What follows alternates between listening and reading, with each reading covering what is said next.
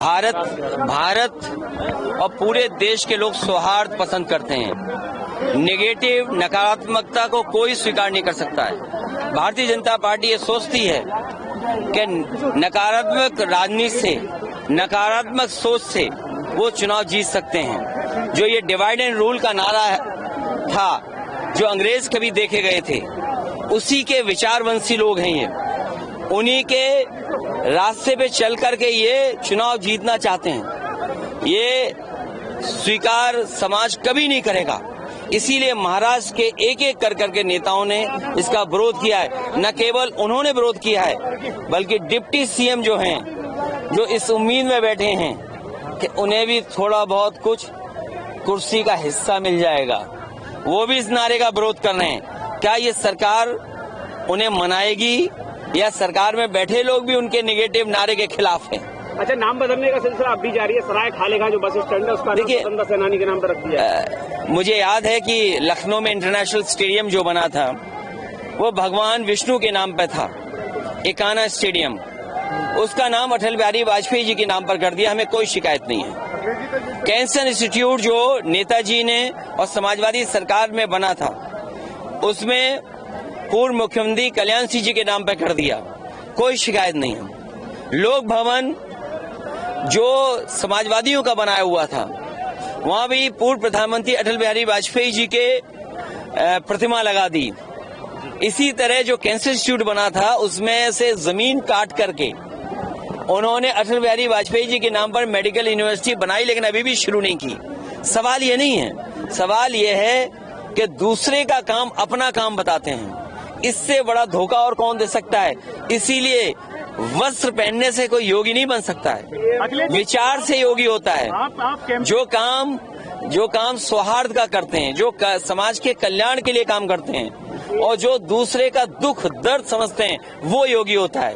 अखिलेश जी, ये चुनाव आयोग लगातार मॉनिटरिंग कर रहा है, लेकिन विपक्ष पर ही कर रहा है। और जिस तरीके की एब्यूजिव या हार्श लैंग्वेज इलेक्शन में कम्युनिटी के लिए यूज हो रही है, कभी नहीं हुई। देखिए, डिवाइड एंड रूल ये जो नारा है, देश की और दुनिया के पॉलिटिकल कैरियर में, राजनीतिक इतिहास में किसी ने ऐसा नारा नहीं दिया होगा।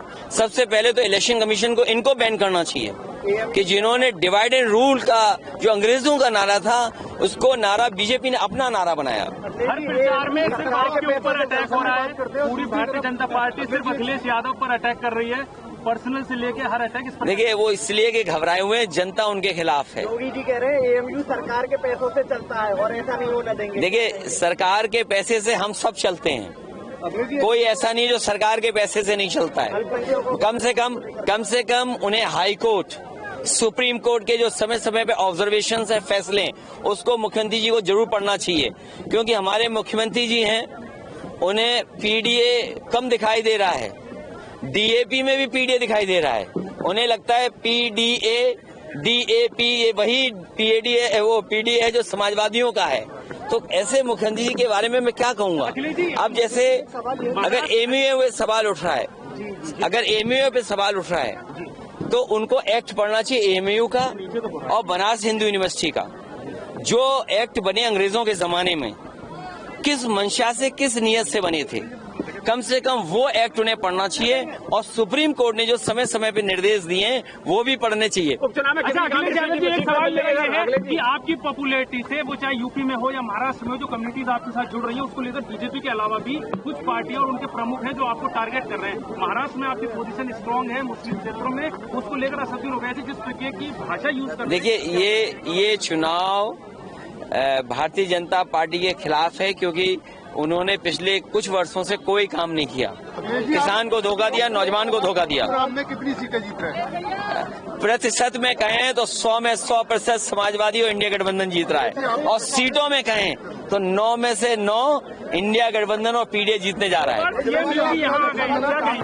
उन्हें इंटरनल रिपोर्ट होगी कि डॉक्टर चारू यहाँ से जीत करके जा रही हैं। देखिए, कांग्रेस के साथी भी साथ हैं। नहीं, कांग्रेस के साथी भी हैं, और जो जहां मदद कर रहा होगा वो मदद करेगा समाजवादियों को।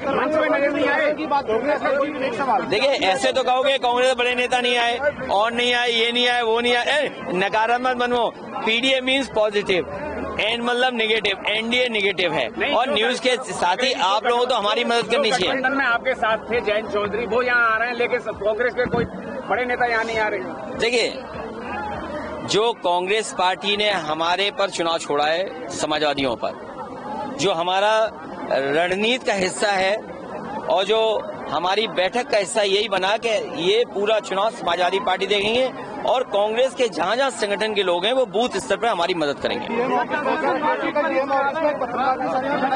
अरे यही नहीं, एक पत्रकार साथी को नंगा कर दिया था इनकी सरकार में। ये मथुरा में कार्रवाई क्यों नहीं की? ये कार्रवाई करनी चाहिए और हमारे पत्रकार भाइयों को भी सुरक्षा और सम्मान मिलना चाहिए। अरे अगले 9 फरवरी चुनाव ला रहे हैं, भारतीय जनता पार्टी वाले पूछ रहे हैं। ये भारतीय जनता